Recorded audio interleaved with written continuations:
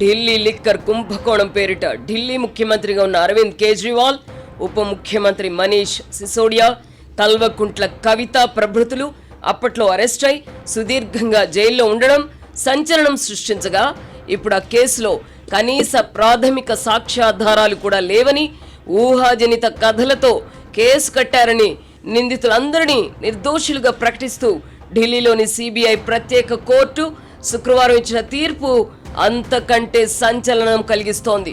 రాజకీయ ప్రత్యర్థులను CBI, ED కేసులతో వేధిస్తున్నారంటూ గత కొన్ని సంవత్సరాలుగా ప్రతిపక్షాలు ఆరోపిస్తున్న నేపథ్యంలో వెలువడిన ఈ తీర్పు అనేక మౌలిక ప్రశ్నలను లేవనెత్తుతోంది. చేయరాని నేరానికి తనను 6 నెలల పాటు జైల్లో నిర్బంధించి అవినీతి పరుడిగా ముద్ర వేశారని తీర్పనంతరం కేజ్రీవాల్ విలపించగా, ప్రాథమిక సాక్ష్యాలు కూడా లేకుండా కేసు కట్టిన సిబిఐకి చెందిన దర్యాప్తు అధికారిపై శాఖాపరమైన విచారణ జరపాలని న్యాయాధికారి తన తీర్పులో పేర్కొనడం విశేషం.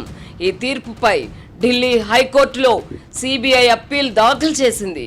హైకోర్టు తీర్పు ఎలా ఉంటుందో వేచి చూడాలి. అయితే ఇలాంటి సంచలన కేసులలో అప్పుడప్పుడు ఇలాంటి సంచలన తీర్పులు రావడం మన దేశంలో న్యాయ వ్యవస్థ ఇంకా పటిష్టంగానే ఉందన్న అభిప్రాయం కలిగిస్తూ ఉంటుంది. తీర్పులో భాగంగా న్యాయాధికారి జితేంద్ర సింగ్ చేసిన వ్యాఖ్యలు ప్రతిపక్షాలు గత కొంతకాలంగా చేస్తున్న ఆరోపణలకు బలం చేకూరుస్తున్నాయి. సిబిఐ ప్రత్యేక కోర్టు తీర్పును బట్టి దేశంలోని అత్యంత ప్రతిష్టాత్మక దర్యాప్తు సంస్థ సిబిఐ విశ్వసనీయత మసకబారుతోంది. రాజకీయ ప్రత్యర్థులను లొంగదీసుకోవడానికి లేదా అణచివేయడానికి సిబిఐ లేదా ఈడీ వంటి దర్యాప్తు సంస్థలను పాలకులు దుర్వినియోగం చేస్తున్నారన్న అభిప్రాయం దేశ ప్రజలలో కొంతకాలంగా ఉంది. ఈ తీర్పులో సదరు అభిప్రాయానికి బలం చేకూరుతోంది.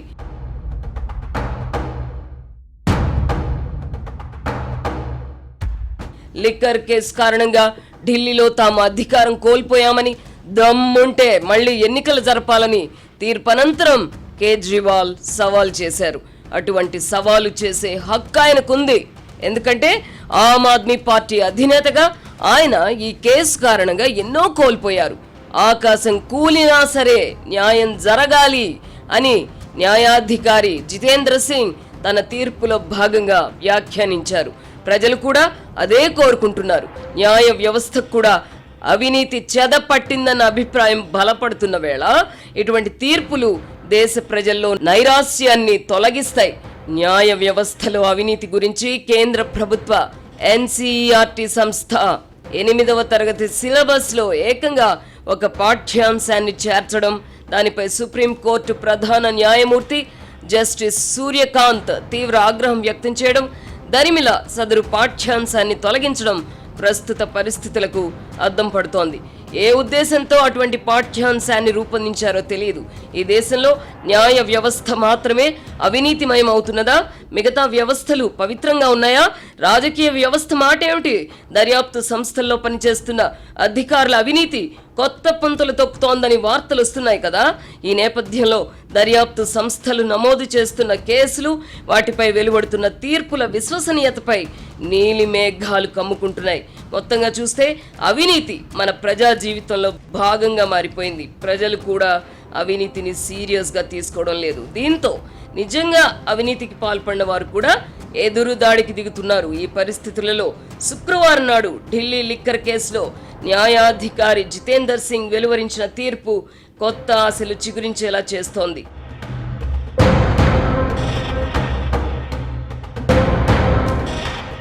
అయితే తాడు బొంగరం లేని కేసులో రాజ్యాంగబద్ధ పదవిలో ఉన్న కేజ్రీవాల్ను అరెస్ట్ చేసి దాదాపు 6 నెలల పాటు జైల్లో ఎలా ఉంచగలిగారు?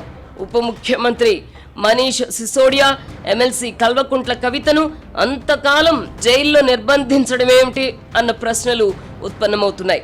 దర్యాప్తు సంస్థలు ఎవరిపైనైనా కేసులు కట్టగానే న్యాయస్థానాలు వారికి జ్యుడిషియల్ రిమాండ్ విధించడం పరిపాటే. తొలుత 14 రోజుల పాటు రిమాండ్ విధిస్తారు, ఆ తర్వాత దాన్ని పొడిగిస్తూ ఉంటారు. ఈ కారణంగా నేరం చేయకపోయినా సిసోడియా దాదాపు 1.5 ఏళ్ల పాటు, కేజ్రీవాల్ 156 రోజుల పాటు, కవిత 165 రోజులు జైలు జీవితం గడపాల్సి వచ్చింది. జ్యుడిషియల్ రిమాండ్ పొడిగింపు సమయంలో కేసులో ప్రాథమిక సాక్ష్యాధారాలు ఉన్నాయా లేవా అని పరిశీలించాల్సిన బాధ్యత న్యాయాధికారులు న్యాయమూర్తులపై ఉండదా అన్న ప్రశ్న ఉత్పన్నమవుతోంది. దర్యాప్తు సంస్థలు ఛార్జ్ షీట్ రూపొందించి దానిపై ట్రయల్ జరిగి తీర్పు వచ్చే వరకు నిందితుల పరిస్థితి ఏమిటి? నేరం జరగలేదని తీర్పు వచ్చే పక్షంలో నిందితులు కోల్పోయేదానికి ఎవరు బాధ్యత వహిస్తారు?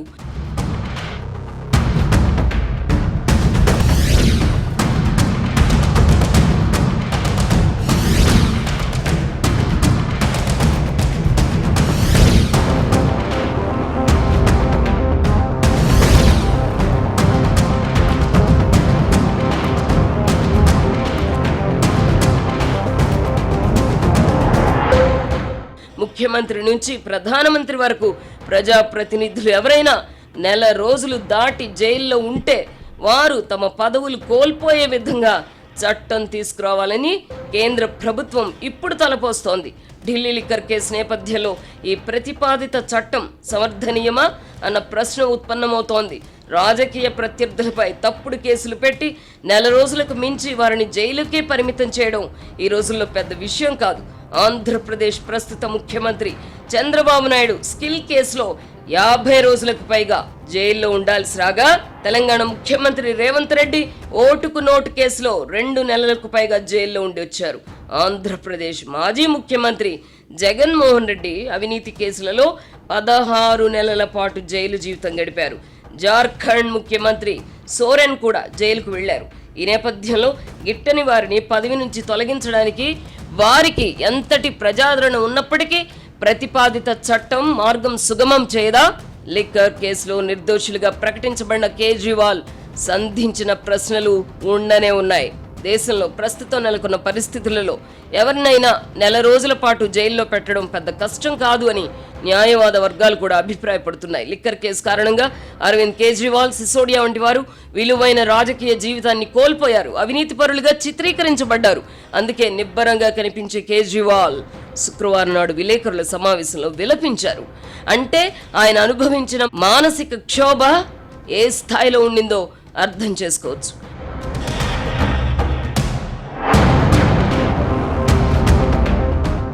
మీడియా కూడా గతంలో లాగా లేదు. ఇన్వెస్టిగేటివ్ జర్నలిజంకు ఒకప్పుడు పెద్దపీట వేసేవారు, ఇప్పుడు ఆ పరిస్థితి లేదు.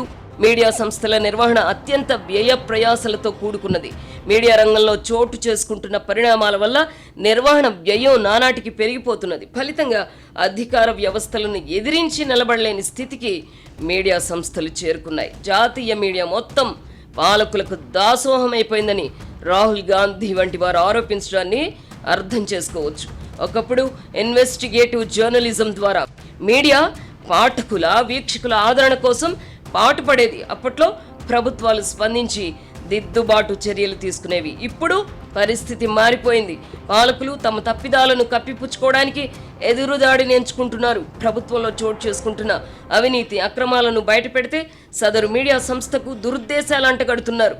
ఆయా మీడియా సంస్థల యజమానులకు కులం, ప్రాంతం అంటగడుతున్నారు. తెలుగునాట ఈ పరిస్థితి మరీ దారుణంగా ఉంది. పరిస్థితులు వికృతంగా మారడంతో అనేక మీడియా సంస్థలు ఇన్వెస్టిగేటివ్ జర్నలిజానికి స్వస్తి చెప్పాయి. జర్నలిస్టులు కూడా ఆ దిశగా చొరవ తీసుకోవడం లేదు. ఢిల్లీ లిక్కర్ కేసును కూడా ఈ నేపథ్యంలోనే చూడాలి.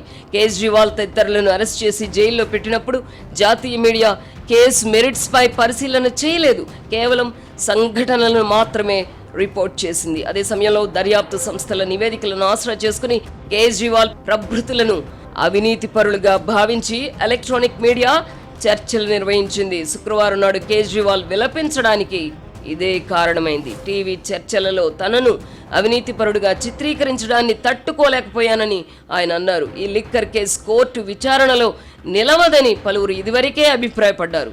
రాజకీయ ప్రేరేపితమైన ఇలాంటి కేసులు వీగిపోతాయని న్యాయ నిపుణులు అప్పుడే చెప్పారు. అయితే జరగాల్సిన డ్యామేజ్ జరిగిపోయింది. కానీ ఇక్కడ మనం గమనించాల్సిన అంశం ఒకటి ఉంది. ఈ లిక్కర్ కేసులో న్యాయస్థానం తీర్పు త్వరగానే వచ్చింది. జగన్మోహన్ రెడ్డి వంటి వారిపై నమోదైన అవినీతి కేసులలో పుష్కర కాలం గడిచిన విచారణ కూడా ప్రారంభం కావడం లేదు. కనీసం లిక్కర్ కేసులోనైనా తీర్పు వచ్చింది. కేజ్రీవాల్ ప్రభృతులు నిర్దోషులని స్పష్టమైంది. జగన్మోహన్ రెడ్డి వంటి వాళ్ళు దోష నిర్దోష అన్నది ఎప్పటికి తేలుతుందో చెప్పలేని పరిస్థితి.